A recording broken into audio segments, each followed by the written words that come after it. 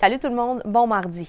Il est tombé beaucoup de neige dans les dernières semaines, mais malgré ça, les clubs de motoneige peinent à ouvrir les sentiers. La neige lourde de l'automne a causé plusieurs chutes d'arbres qui obstruent les sentiers.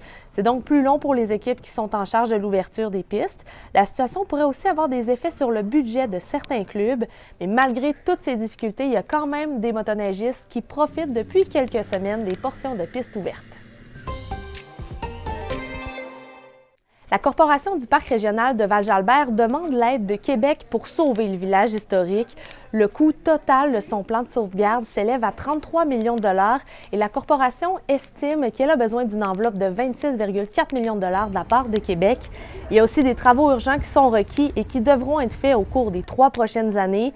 Ces travaux représentent aussi des millions de dollars. Les responsables craignent même une fermeture si des mesures ne sont pas mises en place rapidement.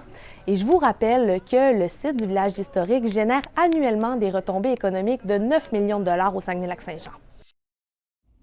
En terminant, un édifice comprenant 2 logements vacants sur la rue Radin a été complètement détruit par les flammes dans la nuit de lundi à mardi dans l'arrondissement de Jonquière. Le feu s'était déjà propagé à tout l'immeuble lorsque les services d'urgence sont arrivés sur les lieux. La résidente du domicile voisin a dû être évacuée temporairement en raison des risques de propagation, mais heureusement, personne n'a été blessé. La cause de l'incendie est toujours inconnue. Une enquête a été ouverte, mais selon les premières constatations, on ne croit pas que ce soit un incendie criminel. Voilà, c'est ce qui complète votre vidéo journal. Bonne journée!